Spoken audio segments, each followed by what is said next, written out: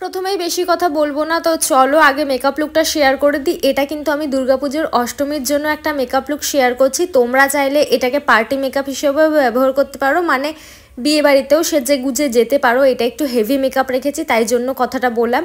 তো যেমনটা তোমরা দেখছোই, ফার্স্টে আমি আমার স্কিনটাকে ভালো করে প্রেপ করে নেওয়ার পরে একটা ময়শ্চারাইজার ইউজ করেছি, আর তারপর ইনসাইড কসমেটিক্সের একটা প্রাইমার ব্যবহার করছি। সেটাকে স্কিনে ভালো করে ব্লেন্ড করে নেওয়ার পরে আমি একটা লিকুইড হাইলাইটার ব্যবহার করেছি, আর এটা হচ্ছে সুইস বিউটির একটা লিকুইড হাইলাইটার। তারপর আমার মতো যদি তোমাদেরও মানে পিগমেন্টেশনের প্রবলেম থেকে থাকে, ডার্ক সার্কেলের প্রবলেম থেকে থাকে, তাহলে কিন্তু তোমরা ফার্স্টে কালার কারেক্টার ইউজ করে নেবে। আমি এখানে একটা অরেঞ্জ কালার কারেক্টার ইউজ করেছি। তারপর চাইলে তোমরা সেটাকে নিউট্রালাইজ করার জন্য একটা কনসিলার ইউজ করতে পারো। আমি সেটা করিনি, আমি সোজা একটা হাই কাভারেজ ফাউন্ডেশন নিয়েছি আর সেটাকে আঙুলের সাহায্যে আস্তে আস্তে ব্লেন্ড করে নিয়েছি। তারপর সেইটুকু ফাউন্ডেশনকে আস্তে আস্তে আমি আমার ফুল ফেসে ছড়িয়ে নিয়েছি, আর তারপর একটা কাবুকি ব্রাশ দিয়ে সুন্দর করে ব্লেন্ড করে নিচ্ছি।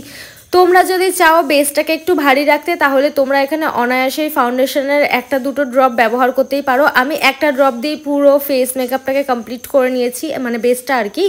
তারপর কনসিলারের জন্য আমি আমার স্কিন শেডের একটা কনসিলার নিয়েছি, আর সেটাকে আমার হাইলাইটিং জোনগুলোতে ভালো করে অ্যাপ্লাই করেছি। তারপর দেখো আবারও আমি একটা কাবুকি ব্রাশ দিয়ে সেটাকে ভালো করে ব্লেন্ড করে নিচ্ছি। আচ্ছা, এখানে একটা কথা বলে দিই, মেকআপ কিন্তু খুব সুন্দর করে ব্লেন্ড করতে হবে, মানে ফাউন্ডেশন আর কনসিলার এগুলো খুব সুন্দর করে ব্লেন্ড করতে হবে, তা না হলে কিন্তু তোমার বেসটা ফ্ললেস হবে না। তো তোমরা চাইলে এখানে একটা ড্যাম বিউটি ব্লেন্ডার ইউজ করতেই পারো। তারপর দেখো আমি আমার ফেসটাকে সেট করার জন্য এখানে একটা লুজ পাউডার ব্যবহার করেছি, আর এটা হচ্ছে মার্সের ট্রান্সলুসেন্ট লুজ পাউডারটা, ওটাকে দিয়ে আমি আমার ফেসটাকে সেট করে নিয়েছি। তারপর সোজা চলে এসেছি আমার আই মেকআপের দিকে। তারপর আমি এখানে আমার আইব্রোগুলোকে একটু শেপে আনার জন্য, একটু সুন্দর দেখানোর জন্য একটা আইব্রো পমেট ইউজ করেছি। এটা হচ্ছে সুইস বিউটির। তারপর দেখো আমি আই লুকটাকে ক্রিয়েট করছি। প্রথমেই একটা মানে আর কি কীরকম একটা শেড বলবো আমার ঠিক বুঝতে পারছি না, তোমরা একটু দেখে নাও।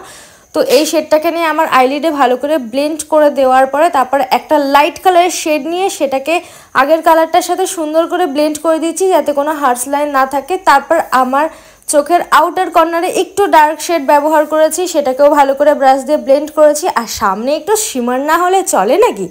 দুর্গাপুজোর অষ্টমীর লুক ক্রিয়েট করছি বলে কথা, শিমার না হলে হবে? তো দেখো আমি শিমারটাকেও ভালো করে অ্যাপ্লাই করে নেওয়ার পরে আমার লোয়ার ল্যাশ লাইনে একদম ফার্স্টের কালারটাকে দিয়ে ব্লেন্ড করে নিয়েছি। আর আজকে আমি কোনো আইলাইনার ইউজ করব না, সোজা কাজলের ওপরে লুকটাকে রাখবো।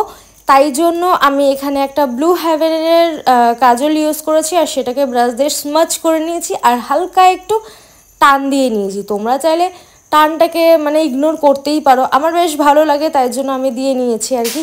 তো মোটামুটি আমার আই লুকটা কমপ্লিট করে নেওয়ার পরে, মানে এখনও একটু বাকি রয়েছে, মাস্কারা ল্যাশ এইগুলো একটু বাকি রয়েছে। তো আমার আই মেকআপটা মোটামুটি কমপ্লিট করে নেওয়ার পরে আমি আবারও আমার ফেস মেকআপের দিকে ফিরে এসেছি। কন্ট্রোর করে নিলাম, এখন ব্লাশ ইউজ করছি, আর ব্লাশ আর কন্ট্রোর দুটোই আমি সুগারের প্যালেট থেকেই ইউজ করছি। তারপর দেখো আমি আজকে কোনো পাউডার হাইলাইটার ইউজ করিনি, কারণ আগেই আমি একটা লিকুইড হাইলাইটার ব্যবহার করেছি। তোমরা চাইলে এখানে পাউডার হাইলাইটারও ব্যবহার করতে পারো। তো যাই হোক, সেটা ব্যবহার না করে সোজা চলে এসেছি লিপস্টিকের দিকে, আর এটা হচ্ছে আমার লিপস্টিকের শেড, একটু চোখের সাথে ম্যাচ করে রাখার চেষ্টা করেছি। তো এটা হচ্ছে আমার ফাইনাল লুক। তোমরা দেখে জানাও যে তোমাদের ভিডিওটা কেমন লাগলো। ভালো লাগলে একটা লাইক করে দিও, বন্ধুদের সাথে শেয়ার করে দিও, চ্যানেলটা সাবস্ক্রাইব করে নিও।